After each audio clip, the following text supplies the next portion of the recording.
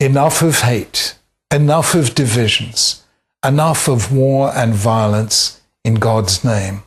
We have caused too many tears. The time has come for us to stand together. Let us stand together. At the beginning of the Bible, we are told how God created every human being in his image according to his likeness. Now we know that no two human beings are alike. So what the Bible is telling us is that even somebody who is not in my image, whose language, whose culture, whose creed, whose traditions are different from mine, is nonetheless in God's image. The Bible is challenging me to see a trace of God in the face of a stranger. And that is how religion should lead us, to extend our imaginative embrace and our hand of friendship across the boundaries between faiths. God is so much bigger than any of us in our particular tradition can comprehend.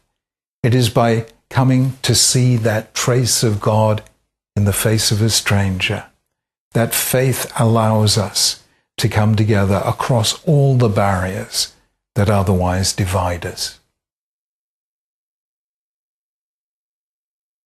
Coming to know leaders of other faiths, Christian, Muslim, Sikh, Hindu, Buddhist, Jain, Zoroastrian, Baha'i, and so many others, you begin to realize the number of different ways people have a sense of the same things that inspire us.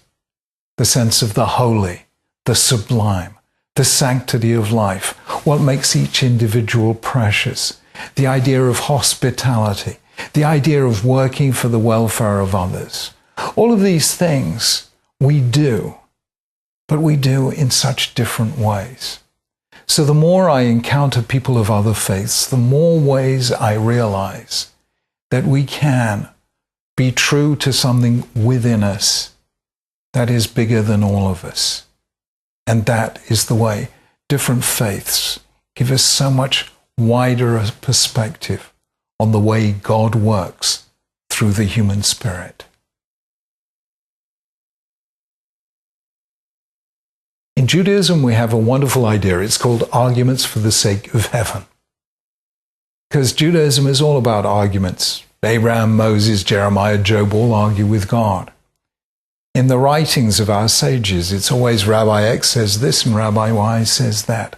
This is a wonderful idea, arguments for the sake of heaven. This means that we hear many different views, many different opinions. And when we do this, our grasp of the truth expands as we realize how many individual strands there are in the tapestry of faith, how many different languages there are in which human beings come together to pray to and give their thanks to God. When we realize the complex harmonies of the divine choral symphony as we as humanity sing our praises to our Creator. It is that diversity that means that our vision of God becomes ever wider the more differences it embraces.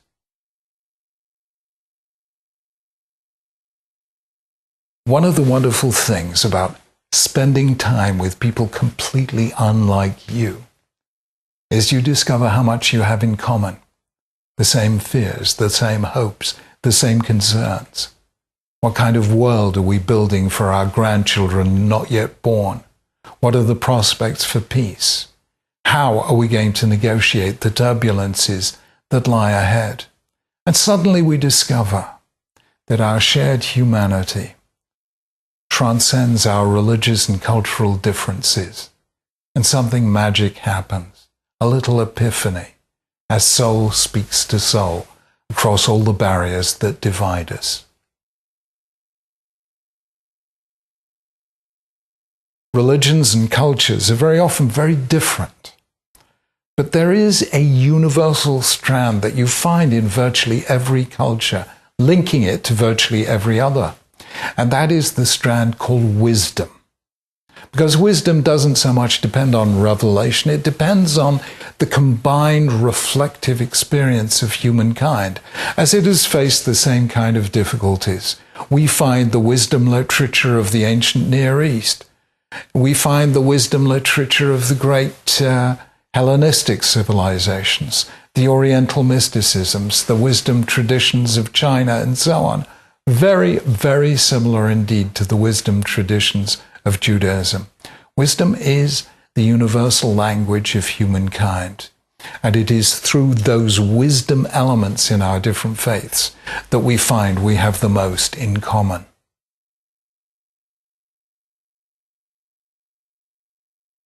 One of the beautiful things about prayer is it lifts and broadens our horizons.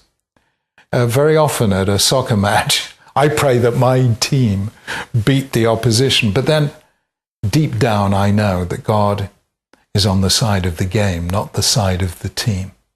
So he is on the side of humanity as a whole, not my little bit when it's fighting your little bit. So when we truly, but truly pray, our prayers have to be broad enough to include all of humankind and all that divides and separates us, all that causes us to hate one another or fight one another, God forbid.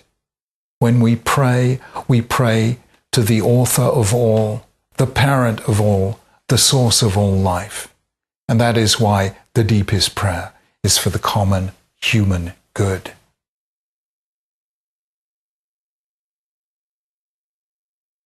There are two fundamentally different ways in which we can construct relationships between the faiths.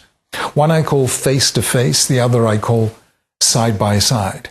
Face-to-face is interfaith dialogue. I tell you about my faith, you tell me about yours, and out of that, mutual understanding emerges. But it tends to be quite elevated in rarefied settings among very, very distinguished leaders of the respective faiths. Side-by-side is something much more street level. It means that if there's a problem that confronts us all in a neighborhood, there's graffiti, there's street crime, there are drug dealers, well, that is going to affect the members of that neighborhood, be they Jews, Christians, Muslims, Hindus, Sikhs, or whatever. And when we stand side by side to address those problems, friendships emerge naturally, without any theological dialogue, simply by the fact that we've been there helping one another solve a problem that none of us can solve alone. That is why working together to address common problems is so productive. It creates friendships, and friendships that last, and out of those friendships comes new harmony between the faiths.